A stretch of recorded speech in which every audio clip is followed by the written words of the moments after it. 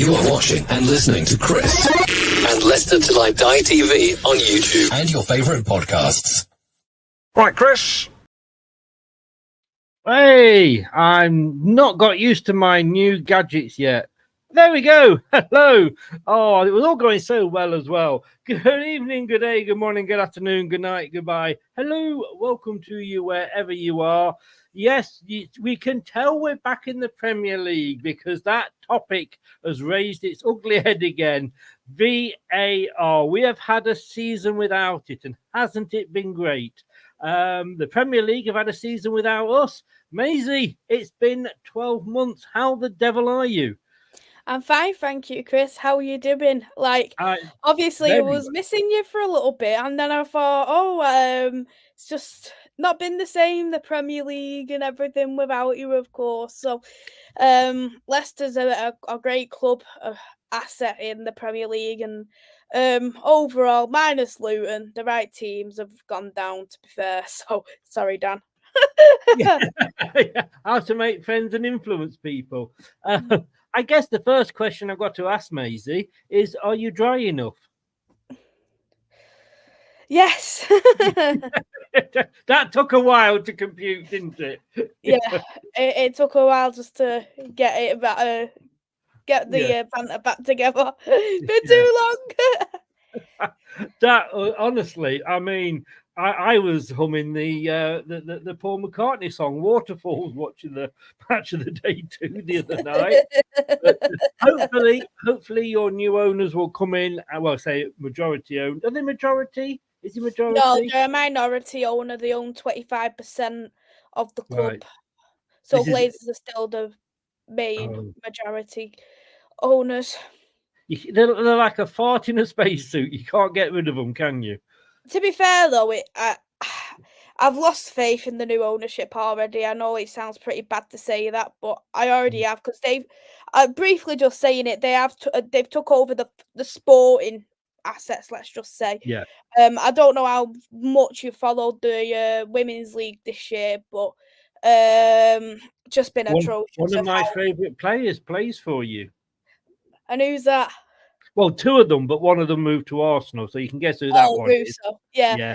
And Ella Toon, I've got to say, those 2, they're like Cannon and Ball. You probably don't know who they are, but they are a comedy act. Once their football careers are over, they're going to have a media career. But no, absolutely. I mean, you've got to say congratulations because you've won the Women's FA Cup.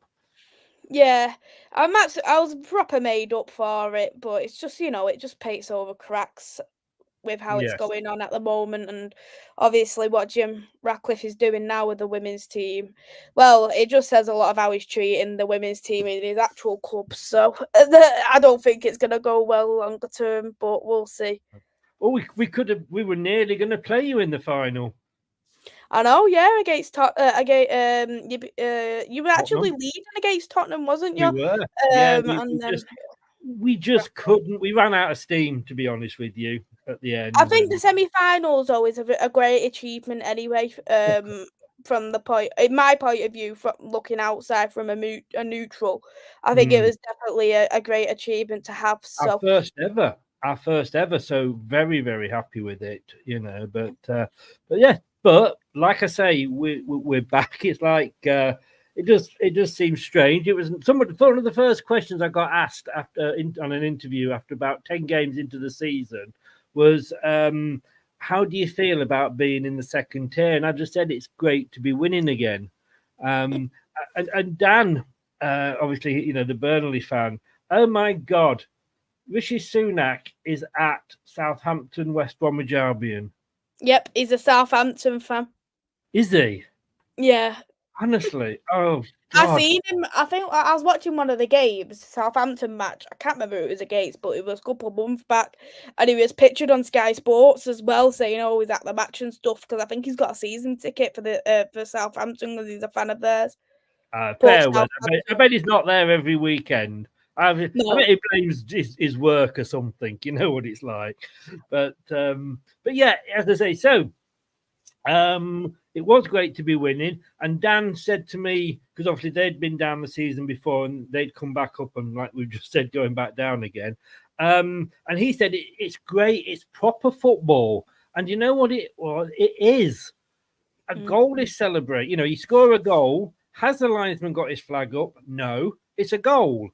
You don't run past the player fart, he falls over holding his face and the game stopped and somebody's given a yellow card. You get on with it, and yes, Dan was right. It was proper football and it was great to see. I'm not going to lie to you. And I was speaking to Jack, a Southampton fan, and it was like old friends being at school, going to a new school and finding your friends you knew from the old.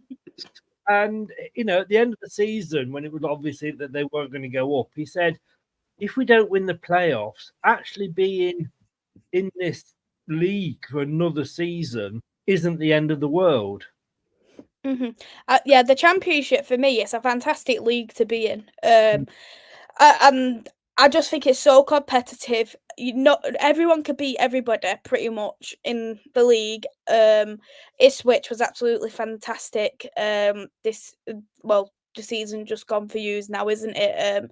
McKenna's been absolutely fantastic, and he was the team I was watching the most, obviously, because of the links for United, and I watched a bit of West Brom as well. West Brom was a bit on and off throughout the season, and of course watched Leeds to hate, not to like, to hate. So yeah, I did watch a bit of Leicester because obviously I do like to watch the tower and things. So you want to watch who you're going to buy, aren't you? That's what it is. No, I was watching him from a point of view of obviously because I watch sporting as well, and I hope he does well. So, but I know you've signed him permanently now, and we have. We've got. Well, I think we've been given dispensation because, of course, technically we've still got the transfer ban. Only the EFL could give you a transfer ban when we're not in a transfer window. But it is good. But yeah, Fatu, what a play! The guy's mental. Totally and utterly mental.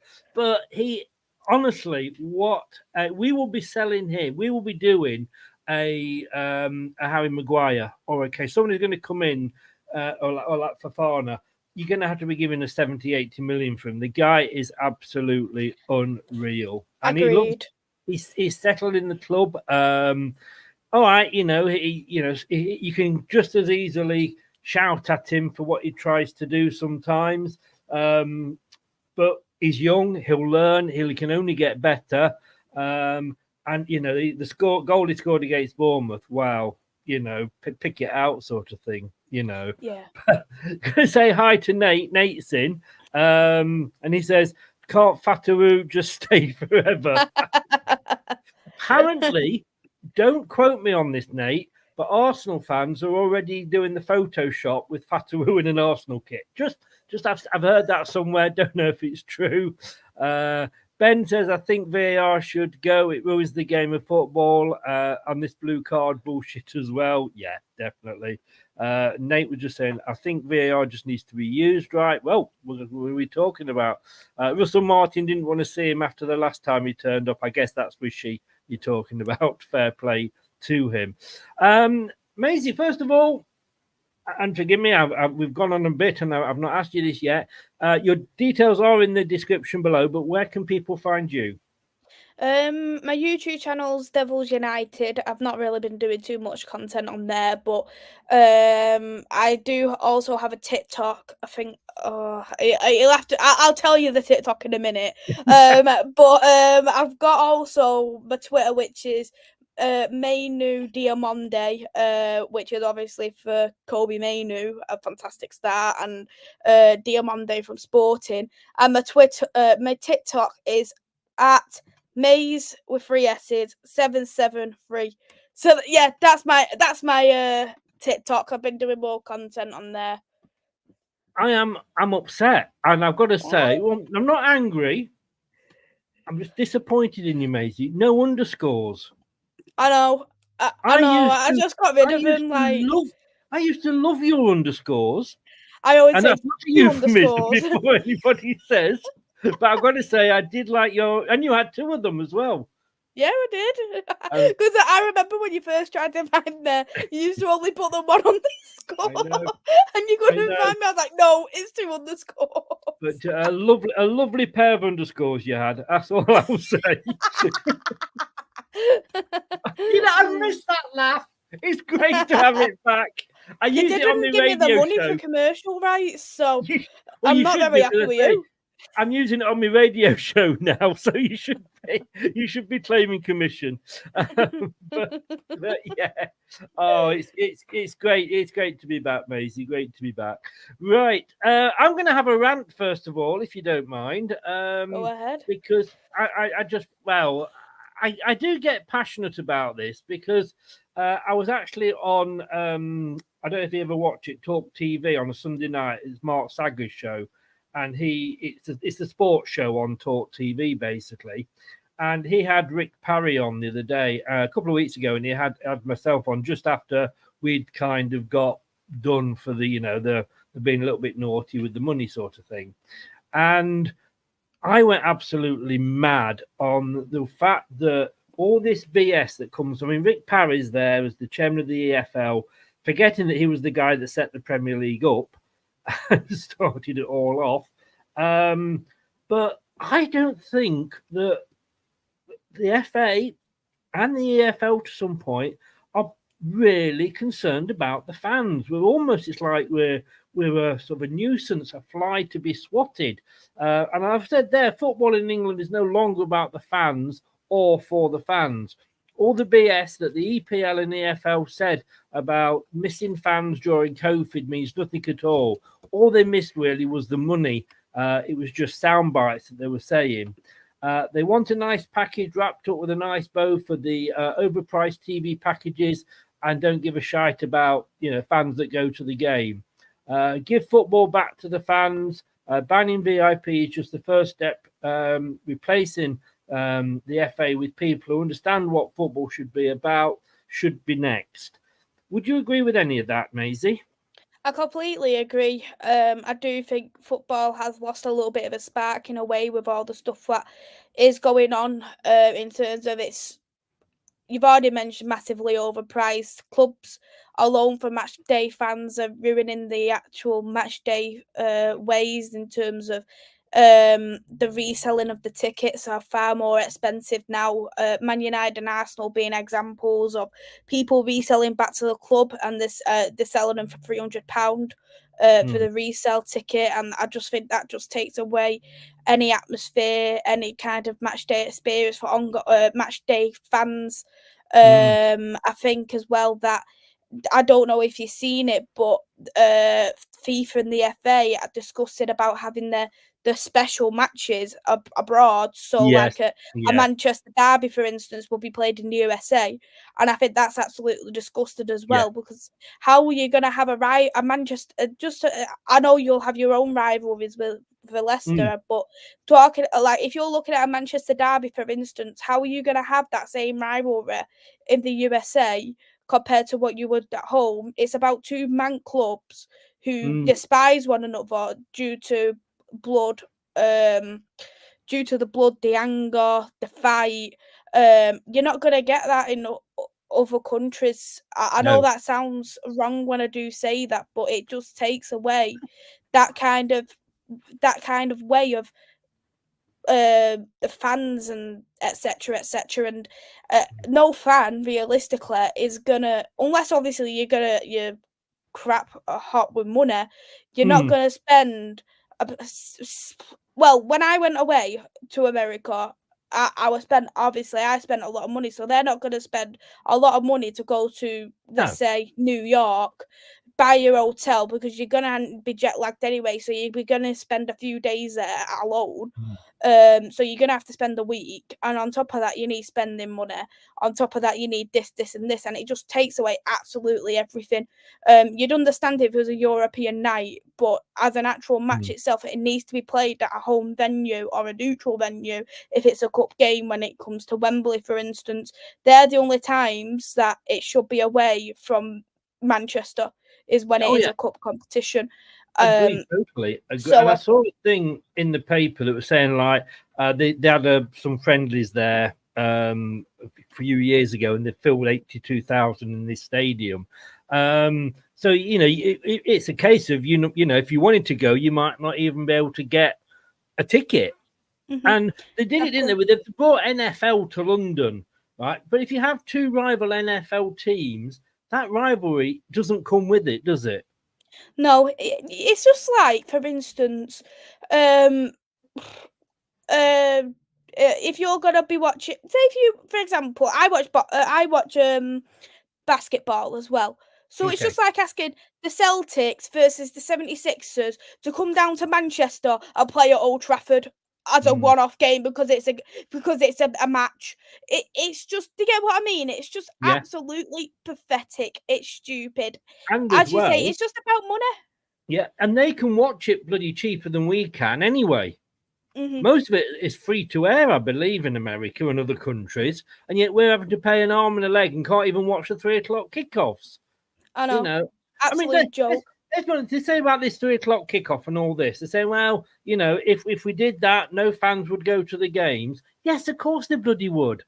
If I lived in Leicester, let's say, I mean, I don't, and that's why I can't sort of go. And I didn't get I applied for a season ticket this year, but didn't get one in the lottery. But, if I want to watch a game, if I lived in the same town, would I want to watch the game on telly, or would I want to go to the match? I'd want to go to the match still. Exactly. But even there's fans who travel anyway. Like we get we've got Birmingham fans who travel up to Manchester twice a week to come to Old Trafford to watch a Manchester United match. So realistically, it doesn't matter if, for instance, where you're from. If you got a season ticket, you will travel because you love that club. I think the 3:00 kickoff is absolutely stupid, and they're saying it's to support the lower league teams, but the lower league teams, I agree, they do need massive investment in, but that's down to the FA, FIFA, whoever does it. That's down to them to input that money into them clubs, and they're not doing it, especially with the FA Cup replays have been stopped. So that's something that they've completely got rid of. But then they expect fans who don't support, say for example, Stockport County. I've actually been watching some Stockport County games. So it's just like me saying, right, I'm a fan of Manchester United, but for 3:00 football, I'll go to Stockport County. A lot of fans aren't going to go to a lower league club if they don't support that lower league club. No. So even so, if they don't have a sellout, they're not going to have a sellout anyway if it's a 3:00 game, because the fans who support Manchester United, Man City, blah blah blah, aren't going to go to a lower league team to watch their matches. So I think the whole rule is stupid. I mean, I live in sort of just outside Bournemouth, and when I first came down here, Bournemouth were in the 4th tier, minus points. They've obviously had a good turnaround, but so many people, because I used to work at the local paper, so many people there supported Bournemouth, but also supported another Premier League team. And like, I got a guy who was an Arsenal fan, and I said, like, how does this work? And he said, well, this was never supposed to happen. Bournemouth were never supposed to go up. But because he couldn't afford obviously because it was so expensive, a ticket to see Arsenal, and his dad was an Arsenal fan, so I get that. He would actually go and watch Bournemouth. So he was pumping money into his local club because he couldn't afford and get tickets to go and see his Premier League team. So it's, but I don't know. I just think it's just another way that the football authorities are shitting on the fans, to be honest with you. Yeah, I completely agree. Like I say, the FA Cup replays is a big thing as well, what they stopped. And on top of that, the FA Cup is, I can't remember if on this season or the following season, it's going on to TNT. So fans who can't afford Sky TNT subscriptions, that only chance of watching football for free won't be able to do that. No. You know what they should have? They should just have one weekend when every game is boycotted, apart from the lower leagues, because obviously they need it. But Premier League and even the Championship, it should basically have no fans again, just as a reminder of what it would be like if it wasn't for us and where their priorities should lie. Won't happen. I think that's the only way that we would get through to people, as to that basically treating us like, well, we're customers, aren't we? We're not fans anymore, But I said to you before we had a chat before we came live, a season in the Championship. Wow. Whoa, what a wake-up call it was, but in a nice way. We had decisions. A goal went into the net. You looked over. Did the linesman have his flag up? No. Therefore, you celebrated. And it was that instant. We didn't have to wait 10, 15 minutes. It was instant. Yes, the referees got things wrong. Like I said to you before, that second goal that Daka got against Leeds, ruled for offside incorrectly, but we'd got some that worked in our favour. Would I sooner have the odd mistake? Because we just said, look, the referee from where he was standing and the linesman probably couldn't see it exactly, but it was an instant decision. No, offside. So we went round, got on with the game and carried on. We went on to lose that game, which I don't think we would had we got that second goal. But you accept it. Where, if you're in the Premier League, you've got to wait while they play noughts and crosses with the lines. And that usually takes them 20 minutes. It's not this clear and obvious, is it? Yeah, I completely agree with that, and I agree. There is always going to be mistakes, VAR or no VAR, which you shouldn't realistically with VAR, because obviously there's human errors. Everyone is human. There's going to be a mistake somewhere, but with no VAR, there's no technology to say, oh well, you're wrong. It is offside or it isn't offside. So you've just got to take the linesman or the referee's word for it and move on. If you don't think it's a yellow card, but you got given it, take it on the chin, move on. If you got a red card, you got a red card. You just got to live with it, kind of thing. And I miss them days where it was just like that. But I think the thing is, pre-VAR, we had a much better standard of refereeing, in my opinion. These referees, what we have now, is a joke. They're an actual joke. The amount. One thing I will say is, our referees is one of the lowest paid referees in the top 5 leagues, which actually took me by surprise. But that's still not the case. They're still getting more than enough money. They should still be trained to use a technology which all the other top leagues in the world are using, what are being used in Champions League football, World Cup, Euros. It's getting used everywhere. And the standard they are creating, it clearly shows why they're not getting called up for the World Cup games, why they're not getting called up for Euro games, or they're not hosting the biggest games in the world like the Champions League finals, because they're absolutely terrible. They're shocking. And Agreed. the problem is you don't see this kind of mistake from the Bundesliga. You don't hear any kind of chaos coming out of there. You don't hear no chaos coming out of the Ligue 1 either. I watched the Portuguese league, and I do look at things. I think, how the hell's that a yellow? But if that same thing happened again, it would be a yellow. So it's consistent, and that doesn't bother me. As long as it's consistent, I'm happy, and I will accept that. But there is no consistency whatsoever. One referee will have one mindset, and another referee will have another mindset. That's what the issue is. Yeah. So what is the point of having VAR? I mean, it's one of the joys I get by watching women's football is that you don't have that VAR. It's the worst. In fact, we had some really, really good referee. Best referee we had all season. I don't remember his name, but he was an ex-footballer, and immediately he knew what was a foul, what wasn't a foul. Then with VAR, right? So the referee doesn't see it or whatever. That's fine. It then goes to VAR, but there's not just one VAR looking at it and going, "Yep, that's right, that's wrong." He's got an assistant VAR. Yeah, and what do you think? I mean, how? And it's not always. If it's obvious, it's an obvious error, clear and obvious error, you should be able to make a decision like that. Yeah, I completely agree. Was it 10? I think it was a Bournemouth or a Burnley game. Took 10 minutes or something to do a VAR. That's not clear and obvious.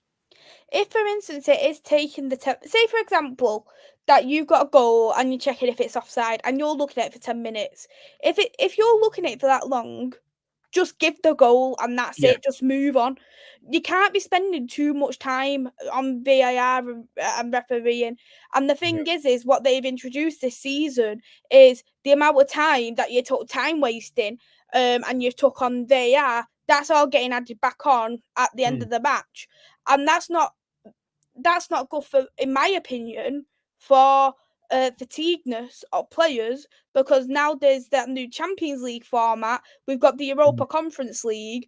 We've got they're looking at proposing a bigger competition for Euros and Euros and World Cup, where these players realistically are going to get a rest. Yeah, I mean, Ronald's made the point here, and I say this as much. When we won the FA Cup, it was thanks to Ben Chilwell not cutting his big toenail. But that's how ridiculous it is. And if that had counted, which it probably would have done without VAR, but we've got VAR, and that we had to use it. But the worst referees that we had in the Championship was those referees that came down from the Premier League and then suddenly didn't have that backup of the best mate up at Stockley Park actually telling them whether it is, and they had to actually make decisions. They were goddamn awful. They really were. And the thing is, you were saying about the payment for the referees. I can remember obviously pre-VAR, but before seasons and seasons ago, referees used to have other jobs like butchers and funeral directors, and they just used to do that at the weekend. To me, it isn't fit for purpose. Now, whether that's the fact that the rules don't allow it to be fit for purpose, I'm not sure. Do we need to change the rules, do you think? I think there's definitely the rules do need to be looked into, in my opinion, because one game you can look at it and go, that's a handball, and it gets given as a handball and it's a penalty. But another match, the exact same handball happens, then it's not a penalty. It's not a handball, play resumes. And I think in that respect, I don't know whether it's just the referees don't know what they're doing, or it's the fact that the rules aren't obvious. But the thing is not the full amount of rules isn't disclosed to fans, so we don't know what the full rules are and whether it's the rules' fault or if it's the referee's fault. But I can't trust these referees as far as I can actually throw them, because Sky's done the worst possible thing going by putting Mike Dean on as a permanent referee to discuss about decisions and crap. But he openly admitted that let's just say he cheated, I would like to say, just so his mate didn't get stick. And I just think if that's what the referee's mindsets are, that because he mentioned that Anthony Taylor got a decision wrong, and he seen it was wrong, but he decided just so his mate didn't get stick, he would just say he was right. And I think if that is the case, he's openly admitted on Sky he cheated. Yeah. And if that's the case, that makes me wonder how many more referees are actually doing this. Are they actually doing this week in, week out to support the friends? Or you look at, for instance, I'm going to name an example, Michael Oliver. He's come out and said he's a Newcastle fan. So if you're going to look at games such as who Newcastle don't like, club-wise, like Manchester United and Arsenal, etc., is he going to be more biased because he is a Newcastle fan? I think the answer to that is yes. I mean, I accept that if you're a Newcastle fan, he will automatically not be given any Newcastle games. Or Sunderland. That's written, but he shouldn't be given, like say, Sunderland or whoever their rivals are, if you like. It's like Forrest said. Was it Forrest said the other day about somebody who was a Luton fan? And it can, it might not affect that game, but it will affect Luton because they might need points. Look, years ago, when I was back at school, which, yes, before you say anything, we did use slate and had blackboards and chalk. But I actually bought, we used to have a book club that came around and I was in it. And I bought the FA Rules Handbook. Now, this book that I've got here, it isn't that book, but that, you can see how thick that is. Yeah. This book is thicker than that rule book was. Now, I'm going back 40-odd years. So the rules are very basic. It's just all the interpretation of it. We know that referees can't be consistent because what referee A says one week, referee B the next week will interpret it a different way. We get that, but the referee on the pitch interprets it one way. The referee doing VAR is just going to be the same. He's going to interpret it another way. And you never have a referee that's got the gonads to go up to that machine, watch the telly and go, actually, I'm sticking with the original decision.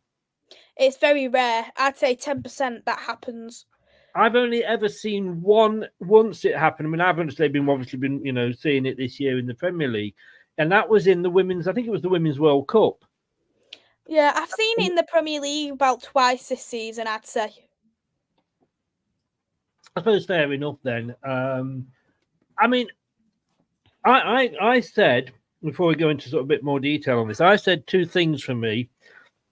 The rules do change regularly, so it is difficult for the referee sometimes to keep up because every year there's new rules. But I've said they need to change the rules to adapt to VAR. If the rules don't work, then adapt it for VAR, right? If we're going to keep VAR. Let's get out the silly thing of it's got to be a foot offside. It's if there's air between two players, it's offside. If there's no air between two players, it's onside. Get ex-footballers doing the VAR. You've got loads of ex-footballers that have been playing at League One and League Two and the Conference League that know the rules. They know when they go up for a ball in the box to head it, whether their arm's in a natural position or not. Referees, how many of them have actually played football? One that I know of this season. But if you've got somebody there that knows what's likely to be if he jumped, his arm, you'd expect it to be there. Use people that understand it. And I tell you what, all those players, your Premier League players, they'll go on and get a job with Sky or TNT or whatever. But the guy from Stockport County, when he retires, he's probably going to have to be a plumber or something. He'd kill. We used to have a guest on here, Julian Watts, ex-player. He'd love to do it. He sells insurance or something now, but he'd love to do that, Or the other thing is B, scrap it all together and instead have 4 linesmen. And do you remember, I think it was the Champions League, or it might have been the Europa League, they actually introduced an extra linesman on the goal line. Yeah, I remember that, yeah. But why? So if, for example, you're attacking and your linesman is on the right, on that half of the pitch, but there's a load of players in front of him and he can't see it, a linesman on the left would probably be able to see it and let him, make the decision. So if you got the 4 linesmen, do that. I don't know whether that would work. What do you think? Mate, I think if we was gonna have, I think we probably would need more than 4. I'd probably say at least 6, because we would need 2 in the middle, and then 2 on each side. Then 2 on the left, 2 on the right. So I'd say we'll probably need at least 6. But the only issue is say for example, there was in the box. Let's just say there was in the box and it was a corner. Someone decides, you know what, I'm gonna be a Roy Keane and I'm gonna bloody tackle him out.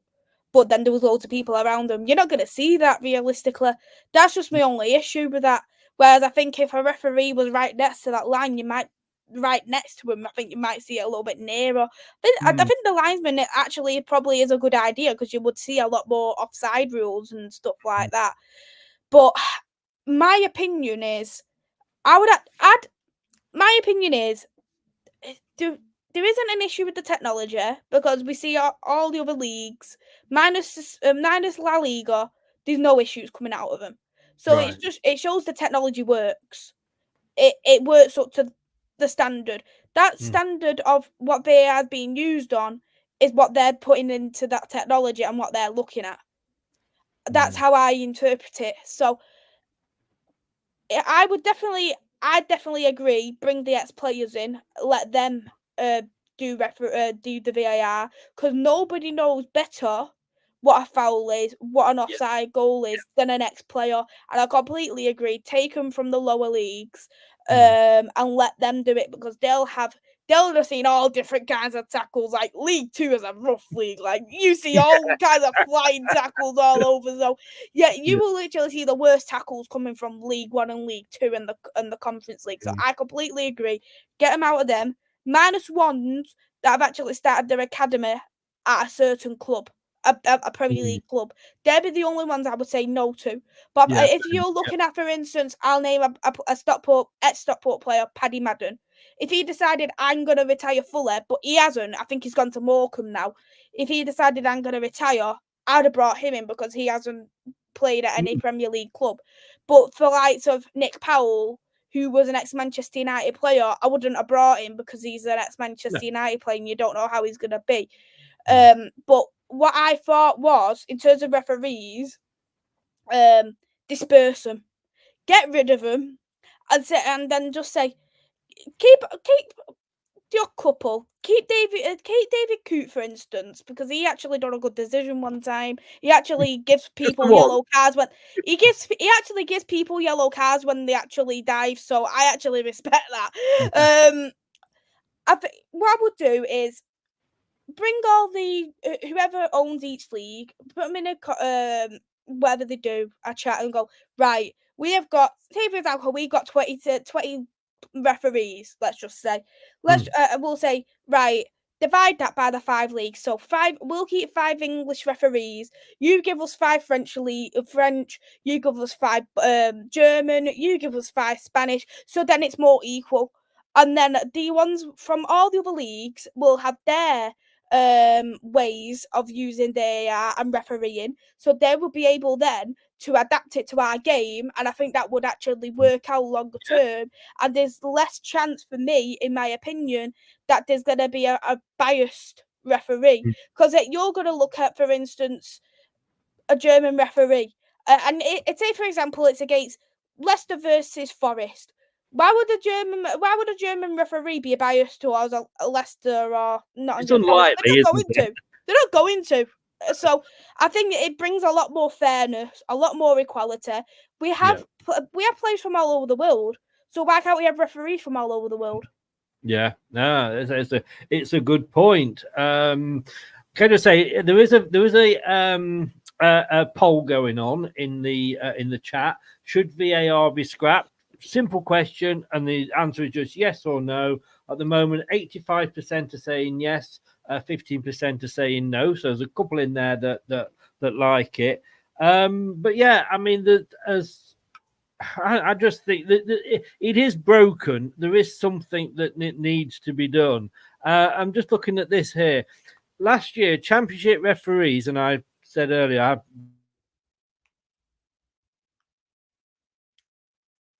I've left the percentage sign off. Champion 5% of key decisions without VAR. This is according to the Athletic. So I'm not taking this off, the Sun or the Star or anything like that. This is from the Athletic. So it's a pretty respected paper. The English Football League's key match incidents panel, KMI, reviewed 1,592 decisions in the Championship during the 23-24 and deemed 1,363 to be correct, with 229 incorrect. Key match incidents included penalties, red cards, a denial of goal scoring opportunity, a second yellow card, goals and offside judgments leading to goals. Now, if you look at that, 85% of the decisions were deemed to be correct. Would that be any higher? And as I have not watched hardly any Premier League because obviously we've not been in it. Would that be any higher in the Premier League? It should be 100% in the Premier League because of VAR. Well, you would have thought so, but it'd be a lot lower. I would say it'd probably be easily 50%. I'd say 50-60%. I see. Yeah. There's always at least one game what's had the worst officiating. Every single week, no matter what club they are getting hard done by. And the only club who's actually spoken about it throughout the season before Wolves was Nottingham Forest. And you can completely understand why they've done that. And that's fair play to them. The only issue is the second yellow card that's not included in VAR. So say for example you get a second yellow, it won't go to VAR. You just get the red, and I think that's hard done by a lot of people in the league. One of the examples is us. I don't know if you watched Man United versus Liverpool in 0-0 draw. But I started. In fairness, I actually did start to, but yeah, it was boring. It was boring. Like exactly. I didn't like to say. But at the end of the game, Dalot got a yellow card, and he for a foul on Salah. But the problem is that he didn't touch Salah, and Salah dived. It wasn't much of a, you know what Salah's like, but because he said to the ref, "Look, I haven't done anything wrong here," because he told the ref, "Look, I'm not done that wrong." He just give him a second yellow card like that, so he give him 2 yellow cards in the space of 3 minutes, and I just think something like that. I don't think it's right. I think I don't agree with players squaring up to her. If a player squared up right to the ref and go, "You're wrong," and swore at him and give him abuse, give him that yellow card, give him the red, you're right. But if you're just saying, "Look, what have I done here to get this yellow card?" you can question it if you're not squaring up to them and you're not hurling abuse, because no referee, despite what they do on the pitch, don't deserve abuse. At the end of the day, it's their job. But I just don't think it. I just didn't think it was right, in my opinion, and the rules definitely do need to be looked into. You see, I have to say, and I'm not having a dig at Man United here, but Man United used to be one of the worst for that. Roy Keane, let's just say, as it is, Roy Keane, knowing that he would put the quite often make the referees make a decision that they weren't maybe going to go. The best story I love was a referee. I don't know if you ever listen to podcasts and what have you. You may have heard this. One of the referees was refereeing a Man United game, and Roy Keane was pretty much going as he normally does for quite a few sort of high tackles and nasty tackles. And the referee was saying, I can't remember who the referee was, but he's been retired for years. But he said, like, I decided that the next one he'd get a yellow card. So it came out, and yet 5 minutes later there was a foul, and he said, I went to get my yellow card out, and Roy Keane came up into his face saying, "What are you doing? Do you know who I am?" And Gary Neville was walking past, apparently. And the referee said to Gary Neville, "Oh, Gary, one of your players here doesn't know who he is." And apparently Gary Neville replied, "It's Roy Keane, but the bastard." Yeah, I actually watched that one. I do agree, I do agree you definitely did deserve a lot of yellow cards and red cards. I don't agree, as I say, I don't agree with players squaring up to referees and hurling the abuse, just because I do think it's wrong. I disagree with it if it's a Man United player, because we do see a lot of it from Bruno Fernandes in particular. And I always do say, as much as I do like Bruno, the team's not the same without him in terms of play. I do say, look, he needs to stop whinging to this referee. He needs to stop squaring up to this referee. He's going to get booked. He's going to get a stupid yellow card. And I do agree in them kind of instances, you do deserve the yellow. You do deserve the yellow card if you're squaring up to a referee. But I think, in my opinion, a player should have the right to ask what they've done wrong. Do you get what I mean? Like it's just the same. Like if you was at work and the manager's called you in and said, "You've done this. Like I'm giving you a warning," and you go, well, "What have I done wrong? What have you done wrong?"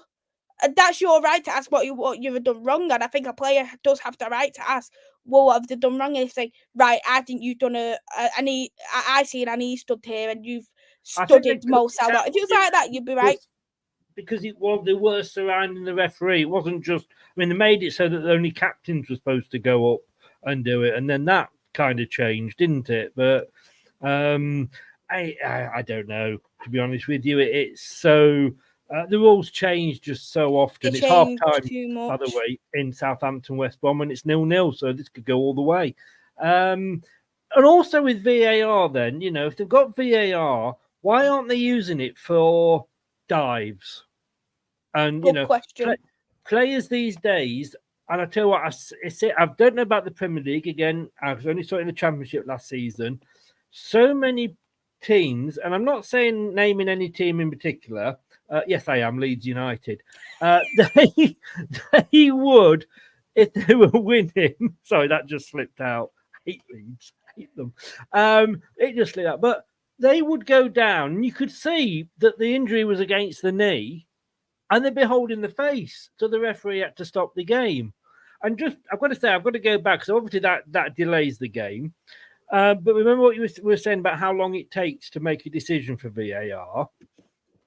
Can you imagine, and I can't answer, I didn't see the whole game, but let's say it was Bournemouth-Burnley, and Burnley went 1-0 up, and Bournemouth were attacking, and they were really, really, really on top at that time, looking to get a second goal. Bam, they scored, 1-0, up goes to VAR. Takes them, was it 8 minutes or something to make a decision? The whole game has changed because that momentum that Bournemouth had has suddenly gone. Yeah, I completely agree with that. And the problem is, though, with the Premier League, for instance, and men players in particular, they do die very easily. They do go down far too easily.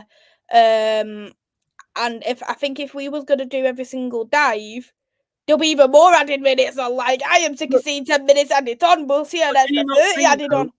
Once the players realise, well, actually, if I dive, and I'm not saying for a penalty or anything like that, because that's checked anyway, penalties. But, he's running down the byline, and we see it all the time, don't we? Players going for a tackle, don't touch the player, and they go down. If they suddenly realise, well, hang on, I'm getting a yellow card because I dive, because the VAR has just said, and they could tell straight away. They don't have to take 8 minutes. They can look at it and tell the referee, oh, number 6 just dived a couple of minutes ago. Go and book him.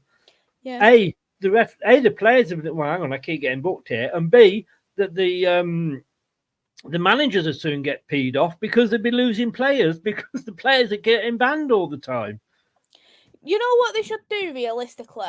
Right, I know this sounds bad, but for booking, if for instance that you're diving, right, I'd say like, right, if you dive twice, if you dive the once, you've got a yellow. If you dive twice or up to 3 times you dive in that game, you're getting sent off. And I think that's how it should be rule wise, or make a rule like, for instance, a yellow card. You got the bookings, and then 5 bookings as a suspension or whatever. Like if it's a dive, class even though it's a yellow card on the pitch, class it as 2 bookings. So like if, for instance, they're 3 bookings away from 2 bookings from a suspension, they're suspended next game because they've dived. They need to do something where it needs to, the diving is absolutely horrendous. We don't see it as nowhere near as bad in the WSL. The women players just get up and get on with it, and that's how it should be. At the end of the day, like a lot of these fouls are these dives that are committed. They're not anything anything bad at all. And one example that I'm going to name is Jota's dive against Newcastle, where he ended up getting a penalty for it, and he dived 5 seconds after the foul was actually committed by Newcastle. And I think for things like that, VAR should have said that should have been picked up by VAR. Yeah, 100%, 100%. Even if there was no VAR there, like you could literally see if you was bloody at the very top of a stadium, you could see that it was. Yeah. It was absolutely horrendous. Even that alone shouldn't have even gone to VAR. And that makes me think of there's obviously a lot more diving and stuff these days, but it's because they know they can get away with it. Yeah, that's the problem. I tell you what, the managers as well. I can remember Brian Clough banned his players from swearing at the referee because he didn't want them to get booked and what have you. And they did, but managers won't say, yeah, if you can get away with it, do it, sort of thing, because obviously, jobs are on the line. I think the other thing, time limits. If it takes you over a minute to work out that there was a mistake, then it's not clear and obvious. Agreed. I completely agree with that. We can't be adding too much time on these games. It's just you're taking it. It's just taking so much like joy and enthusiasm. Like you cannot like look at a goal now and go and celebrate without it going to VAR, and then you're waiting 10 minutes, and then by the time you waited, we could and last you found season. out it's a goal. We did last season. It was great. Sorry to rub it in, but yeah, we had to drop a division to do it. But yeah, it was great. Now then, this next slide is interesting. After breaking the story, the Athletic asked each club's subscribers how they would like their team to vote. Of the current 20 Premier League teams, 15 wanted their clubs to vote to remove VAR. That included both teams who will be relegated this season. I mean, Luton technically are, but not officially, and therefore will not get to vote. Or as it says there, and Luton seems to join them. However, supporters of the two teams confirmed as being promoted to the Championship, Ipswich Town and Leicester City. Leicester City, just mentioned that again. Did also voted in favour of removing VAR from the top flight. And I think Burnley, and so you've got Burnley and you've got Sheffield United, who were in the Championship last season, no VAR. You've got Leicester and Ipswich Town, who have come up. Ipswich Town haven't had VAR since it's been introduced. Leicester, we haven't had it this last season. We're all saying, shit, it's crap. Football's so much better without it. Surely somebody somewhere should be saying, why are fans saying that? You enjoy the game. There is that instant reaction so many times. And I've done watch-alongs for virtually every single game if I've not been to one. And I've been sat there going, referee, look at that, it's a free kick. And he hasn't. He's played on and we've gone on and scored. I think, yeah, well done, referee. Played the advantage. Well done. It was proper football again. Advantages were being played. Now, I'm not going to say let's go back to, the Leeds of the 1970s or anything like that, because that was just sort of, all-out war. But, it was, if you like, and I'm going to sound my age here, proper football. But it almost was back in the Championship this season. You could put there were fouls, and we all said that would have been a foul in the Premier League. And it was just being allowed to play on. But it's interesting that those teams that have most recently not had it don't want it back. It's really weird though as well when you talk about it like a foul. What you would have seen in the 2000s and the 90s, people would say that's not a foul, but then they would now and say that's a clear red. And I just think there's so much shift between the fans now of what is a foul or what is not a foul. And I think there's a bit of a confusion because I think older school fans who have watched football for a very long time would look at it and go, don't be soft, get up. Do you know what I mean? Whereas I think someone who would be around my age or a kid, let's just say, would look at it and go, thank you. You made me feel really old now. Well, I didn't call you an old school fan, did I? I didn't call you an old school fan, did I, Chris? I could have said that you could have been watching. I could have said that you've been watching the football since like World War and things, but I didn't, did I? Like, I was being nice. Be careful here. But yeah, I think especially people who haven't watched older football, who hasn't seen the conditions of pitches back in the day and etc., would look at it and go, oh, look, he literally grazed it. That's a foul. That's a red card all day, every day. And I think there's just been that bit of a shift of a mentality from fans in that kind of respect as well. And I think because fans have had that shift in mentality, I think that's also caused a lot of different decisions. I don't know what you think about that. Yeah, but I think as well, and it's very much what I say about, I'm not having a go at you here, but sort of Manchester United fans, you know, all this sort of, no, and I'm going to actually defend you here because, you know, the Man United fans, I know, shock, horror, clip this, it may never happen again. No, but Man United fans, I can remember, because I'm of an age, I can remember Man United before Alex Ferguson.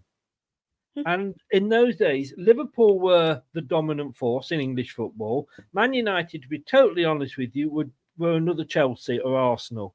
That's or Tottenham. That's all Man United were. They won the odd cup, so no, maybe they were better than a Tottenham because they actually used to win the odd cup.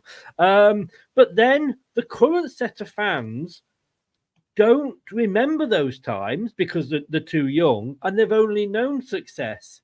And it's the same, I think, with sort of VAR now, you know, and the way that football's changed. If you ever watch the Big Match Revisited, ITV4, I mean, it's like, it's from the 70s and 80s, and it was, well, I would say proper football. That's not the right term. And if you can go and search Leeds Chelsea FA Cup, you know, they were taking bullets out of each other, you know, and you know, I think it's just what we've become used to. We've been accustomed to it. Yeah, I completely agree with that, and I do think a lot of fans, in terms of football, a lot of them are quite privileged in the respect of they've always seen the team win. Not just Man United fans. I think City fans are becoming very privileged. Even Leicester fans are. You know, the last 10 years. And if you want to add on to that, maybe another 3 since we'd been in League One and, you know, we'd had the success, we haven't known anything but success. So even Leicester fans are getting like, yeah, well, we shouldn't be in this division, what have you. Every club's got them, but... Yeah, I'd say Chelsea fans, very privileged and things. So yeah, I just think for me there is definitely fans who think, well, we should be getting these kind of decisions, or they'll say, like, oh, well, this club's had a biased referee and look what they've got and stuff like that. And I just, I in a kind of way, it's kind of like these days, in a kind of way, with referees and the league, they want the best clubs to win that title. Like, not best clubs as in like they've got the best squad, for instance, but ones who would probably have got the most money, who's going to generate the most money for fans. And you've hit the nail on the head there, Maisie, 100%. And I accept that more people are going to watch Manchester United versus Liverpool than will watch Leicester Nottingham Forest on Sky. I'd watch Leicester Nottingham Forest. I must be honest. It's a bad rivalry, man. I love to watch the rivals. But you know what I'm saying. I completely agree. And worldwide, it's going to attract a bigger audience. Yes, we're growing because of the success we had, and in the Far East, we're quite big now. But more people are going to subscribe if they're showing. Let's be honest with you. When Sky show Luton Town this season, and I don't know, but I bet you they were playing one of the big 6. Yeah, I completely agree. Got to show them. Because I think I seen this thing on TikTok of this woman done like a table of how many games have been televised for each club. Right. And the bottom ones were the teams that are actually in the relegation zone. And that just shows that they've hardly got no coverage. And Yeah. I'd probably say more likely than not, if you was if you lived in the USA or if you lived anywhere, Australia, etc., and you're a big fan of Man United, Chelsea, etc., and you're seeing Luton Town, you think, who the hell are Luton Town? And this is no disrespect for me saying this about Luton, because I think Luton's story is absolutely spectacular, but I think unless you know of the club, you're going to think, who the hell is this? And you look at, for instance, the teams that are going to generate the most money is Manchester United, because they're global, they're worldwide. Chelsea, Arsenal for the exact same reason. Newcastle are going to be generating a lot of money because a lot of the fans I am seeing now are coming from Saudi Arabia. I see a lot of Australia fans because of the lad who's at Feyenoord on loan. And I've seen a lot of fans who are coming from India to support Newcastle as well. So Newcastle is going to be another one in the next 5 to 10 years who are going to be remaining in that top league, the top league, and the Premier League will want them there just because of how much revenue they're going to get off Newcastle, as well as all the other big clubs in the league. I think Leicester has definitely grown from, obviously, from the first got promoted before Van Rera. They have definitely gone bigger and things, but because when we started that championship winning season, we weren't on telly much. We were favourites to go down, weren't we? Let's be honest. Yeah, that's right. Yeah. So we were hardly on telly. Once we went top and we kind of started towards the end, we were having matches changed left, right, and the centre for television, and it was a kind of a case of, look, it goes with success. You're always going to be on the telly if you're successful. Same this season, we'd become. I mean, I know people were saying we were the Man City and all this, that, and the other, the PSG of the Championship, but we were suddenly, and no disrespect, the big fish in that pond, because we'd been champions of the Premier League, we'd won the FA Cup recently, so we were the biggest out of the teams that came down in respect of recent trophies won. So again, we were virtually on telly every third week or something. That's right. Yeah. And I get it, but it is. And I mean, the very famous thing that they always used to say was, like, Manchester, an opposition team never got a penalty against Manchester United at Old Trafford. You would these days. Well, yeah. Bloody, we give penalties away for bloody toffee these days, but yeah, I completely agree with that. And if you're looking at the Championship in particular, minus obviously Leicester, Ipswich, and Leeds, and Southampton, the clubs the club that I seen mostly on the TV was Birmingham, and that was when Wayne Rooney was the manager. And as soon as Wayne Rooney left, they were televised. Again, I'm going to say on that one, once Wayne Rooney took over at Birmingham, do you know what the first match was that was announced, or one of the first matches that was announced to be on TV? Leicester versus Birmingham, because of Vardy versus Rooney, after everything that had gone on. And funnily enough, when he was sacked, the second game wasn't on telly. It's not about the footy anymore, But I mean, but look, let's go back to VAR. The majority, it says here again. This is, I think, according to this was ESPN, I think. The majority of Premier League clubs want to keep VAR after Wolves tabled a proposal to scrap the technology. However, it doesn't mean the clubs are happy with it. They want significant improvements, but the Premier League says these are on the way for next season. Yeah, yabba. How often have we heard that? The majority of clubs accept the points Wolves have made, but feel scrapping VAR would be counterproductive and damage the standing of the Premier League. Before we talk about that, I'm just going to play you. I'm just going to show you the next slide, because the Swedish FA are not considering VAR after clubs raised objections. This was at ESPN as well. Swedish top leagues will not look to implement a video assistant referee system after clubs voiced their opposition to the technology. Swedish Football Association, SVFF, Chairman Fredrik Reinfeldt said, clubs in Sweden's main division, I'm not going to pronounce that, are required to be at least 51% owned by their fans. So all the Swedish clubs, I know we're talking Sweden, they're not one of the big five, blah, blah, blah, but it is possible to say we're not going to do it. Why would it damage Premier League standing?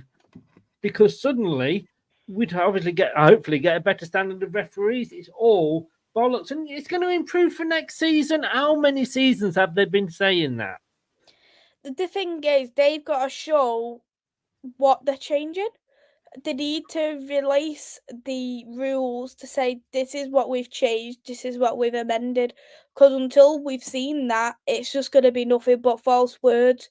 A lot of people have recommended about having a VAR, like it's a bit do you know, like how it is for the rugby where they've got the microphone and explain the decision? Even if they had that, it wouldn't be as bad. But they know Southampton has scored. Sorry. Oh, but at least then they know that they would still get a lot of stick if they say, well, that was a foul, but it's not a foul.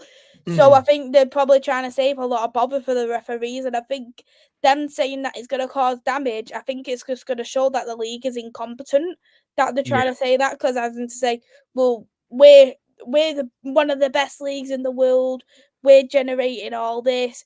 4 of our clubs are in the Champions League. We've got 7 clubs that are in Europe.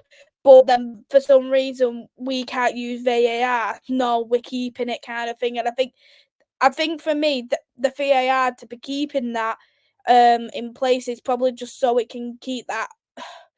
I would say consistent. I want to say consistency. So, say for example, Villa in the Champions League, they'll have VAR, but then they've got to unequip it again when it comes to Premier League football. Yeah, it's a bit of faff.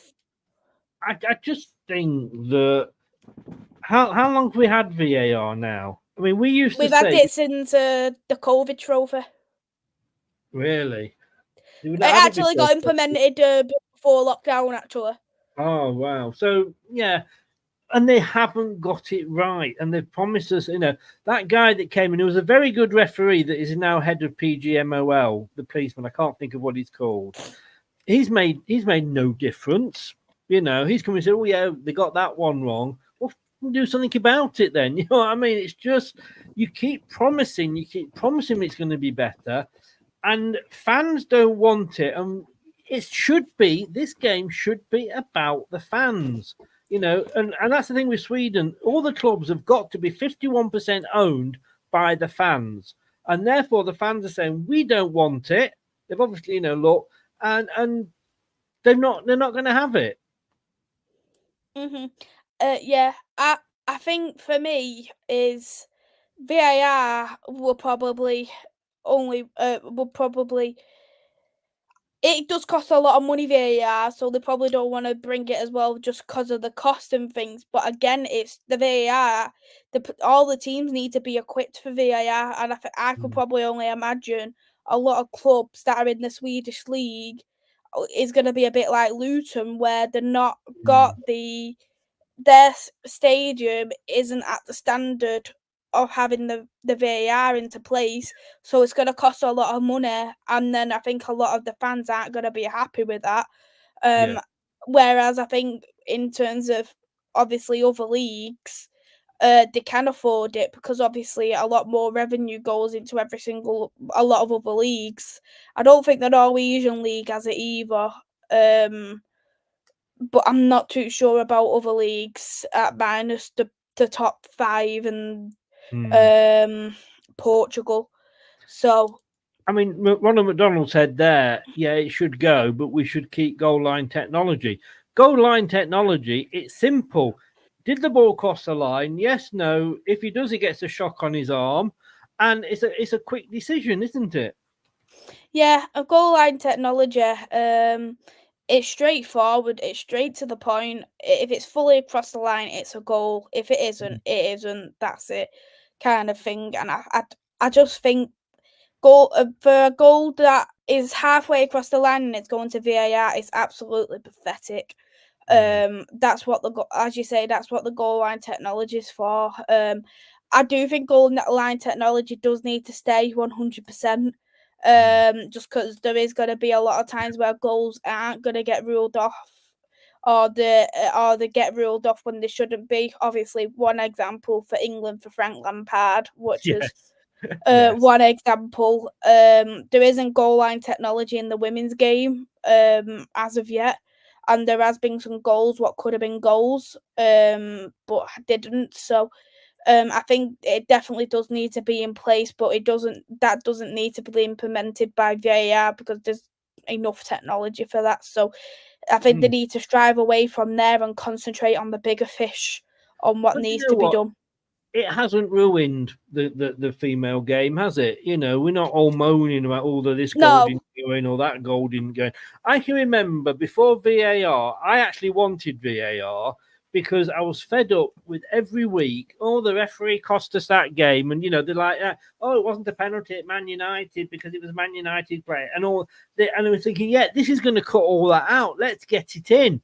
Now we're talking longer about the VAR after the games than we are about we used to about the referees.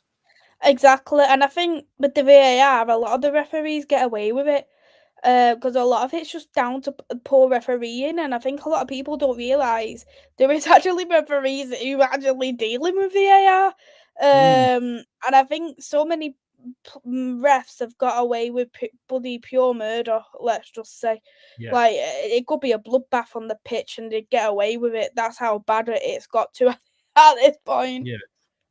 I mean, I was talking to Rob Tanner, who's like our Leicester City's correspondent at The Athletic, and I messaged him. I just said, like, are we going to be in the Premier League for this vote? Because, again, it's one of these things that they've tried to do us this season with rules that weren't in place because we weren't in the Premier League. And he said, no, it's not going to happen until, obviously, after the playoff final. So the 3 teams that are coming up, because they will be affected by it, will have a vote. So, look, I think you and me should just run football, Maisie. I think we've sorted it out tonight. You know what? I completely agree. Like, us two together for 1 hour, 11 minutes, I've actually come up with more sensible solutions than bloody FIFA, FA, bloody UEFA, the lot. Like, bloody hell, like, put me there. Like, exactly. Tell them. Do you know what, though? I do think, and I all joking aside, you know, I think the FA board, like a lot of the football boards, they should have, I know Burnley do this, they should have the chairman or the board, and there should be some fans on those boards. Yeah, I completely agree with that because I just think the FA has definitely disconnected from the fans, and they are all for the money these days. They need to see what it is like from a fan point of view. What is affecting the fans? What is hurting the fans? Or what needs to be changed? Because nobody knows it better than a fan who absolutely loves watching the game, who are devoted to watching the game. So no fan would know it no fan would ever know it any more than one another compared to anyone who's on the FA, because it just shows they're all for the money at the end of the day. And as I've already mentioned before, the FA Cup replays is a prime example of it, which has completely angered me, to be honest. That's another show for another day, I think. Agreed. Carry on. I mean, I when I first came down here, my son said, "Oh, we're going to start following Bournemouth," because again they were in like the 3rd tier or whatever it was at the time, and I went, "I can't. It's like having an affair. I can't do it." You know. And I started watching Poole Town, who were non-league, so I thought that's never ever going to happen. We're going to play Leicester, and it was great to watch proper football. But it was been like this last season. And like I say, I know every fan I've spoken to, certainly from the teams that could have gone up or are going up, have all said, if we could come up but not bring, not have VAR, we'd absolutely be happy.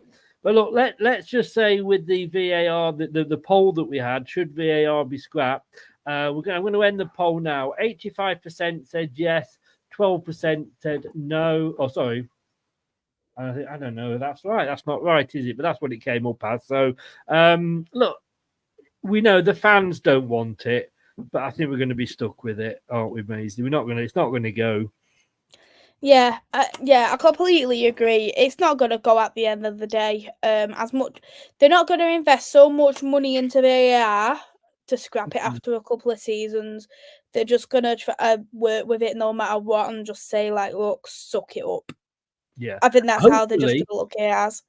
Hopefully, this will make the FA realise that the fans don't want it, but some of the clubs don't want it as well. So it may just start something, off that's a little bit, maybe start them thinking.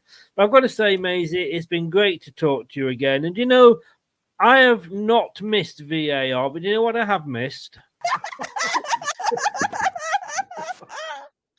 I do. I do. Oh, I've missed that, Maisie. I have missed that. Thank you so very much for coming back on. Thanks for having me on, Chris. I really appreciate it. And best of luck for the next season as well. I think we're going to need it because I think we're going to start off on minus points. That was a penalty. You see, again, I've just seen it, for me, looked at something there that was a penalty in my eyes, and looking at the replays, wasn't given. The Glazers just got back on with it. They've accepted it and got back on with it. So that's what needs to be done at the end of the day. But it is, regardless, anyway, even if you are on minus points, I think you still got a great squad.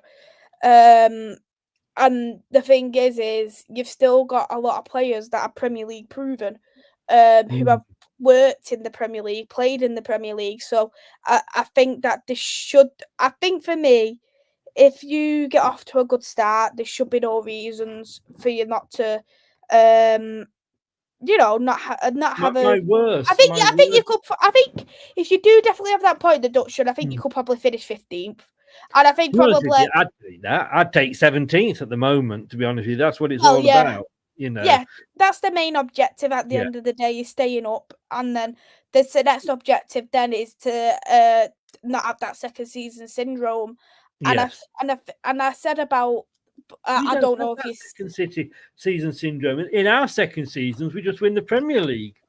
Well, we'll be keeping an eye out, won't we? But I did say though, with the other clubs, the clubs that got promoted this season, is the problem is with all these clubs, they don't have many Premier League proven players, and that's gonna bite them in the longer run. And I think transfer strategies, got in the way with a lot of things, and I just don't think it works for either club overall. And I definitely do think Burnley, especially at the end, and Luton put on great fights to stay in the league. But the only problem is that the league is still a very competitive league. There's so much money that's in it. Until there is going to be a bit more fairer for other clubs, there's still always going to be a massive gap between the top three clubs compared to the likes of whoever gets promoted, and the other clubs and the clubs who finish lower at a lower league, lower the bottom of the league. Like you say, a lot of fans who are, we're going to go back up and we're going to be finishing 8th and 7th again. We're not, and my worst case scenario is, yes, we probably will lose some points, almost certainly. And fair enough, we deserve it. If we've at the end of the day, what buggered us was the fact that we costed for European football, because we'd had it for 2 seasons on the trot, and then we didn't get it that season. Then we got relegated. That's sort of, our budgeting went wrong. But you got to budget. You can't think every season we're only going to budget in case we get relegated, because who thought we would be in that position? But look, we are. But the worst position is that if we get docked, whether it's 4, 6, 8 points, whatever, is that then our first games are the likes of, Man City, Arsenal, Liverpool, and we don't get any momentum going. But I've got to say, do I have to email, should our players, be going out and getting flippers instead of soccer boots this coming season? Yes. Oh my God, it was Sorry, I couldn't resist. I knew that you was gonna say something like that eventually, but yeah. Well, even Ronald's been saying. So it's dear. Look, mate, it's been great. Give a shout out as to where people can find you again. Thanks very much for having me on, Chris. I really appreciate it, and it was fantastic catching up with you. It's been a long time, and I'm sure we'll catch up again throughout the season anyway. So, we're going to see each other twice, aren't we? Oh, and I should say before we go, sorry, I interrupted then. Do say where people can find you. Sorry. Oh, it's fine. Yeah, so my Twitter's at Mainu Diamonde. Sorry for Chris, there's no underscores. My TikTok is at Maze with 3 S's 773. And my YouTube is Devils United, but obviously I do more TikTok at this moment in time. Too busy arguing with people. Do you know what? I actually my views on my YouTube, because I've started doing TikTok as well, but I don't go to matches or anything, so I don't get the views on it. But I do use it for sort of like on this day. Every day I do, and I haven't done today's, but on this day. But when just after Leeds beat us and went top, they were all over my YouTube channel. Absolutely, there was more comments from Leeds fans than Leicester fans. Crazy, isn't it? Yeah, and then suddenly they lost. I went into the play. Never heard of them. They disappeared. It was. That's what they like. Like literally, right? I literally have a bad comment at least on one of my TikTok videos when I'm showing my face. Like I'll have one where it's like, "Oh, you should be talking about football. Go and make us a brew." I was crap like that, and I think, and I just get back and I go, well, thanks for the comment. Really appreciate it. And it just angers them more because I'm thanking them. Yes, they hate it. They absolutely hate it if you know. Like, I done a video as well about Gary Neville, and I literally said he should be commenting about Man United games because I don't, obviously, my opinion is that he goes that unbiased, he goes too biased to the opposition team. Yeah. And I think when you are talking about a football club, it needs to be neutral. You need to talk about both clubs fairly instead of when something's good, praise it instead of still being negative about it. And that video absolutely exploded, and I had 30k views on it, and I had loads and loads and loads of hate. I had over 400 comments of hate. I'm not even lying when I say that. Over 400 comments, and I couldn't even get back to them all. I couldn't be bothered, but no. I would have been there all night. I must be honest, but ignoring them winds them up more, definitely. I know. And then because I didn't get back to them, they were commenting on other videos, and I was like, "Thanks for viewing my profile." And then they go, "Well, I haven't viewed it." I was like, "You have viewed it because it literally says this person has viewed your profile." Yes.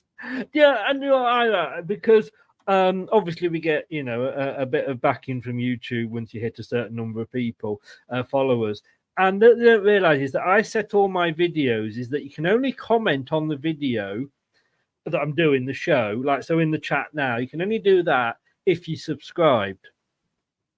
So all they were doing was actually, if they were commenting live, and it took me 2 seconds as the owner of the channel to click a button and ban them, hide them from the channel. So if they come back on, they're talking away and nobody knows because they're hidden from the channel.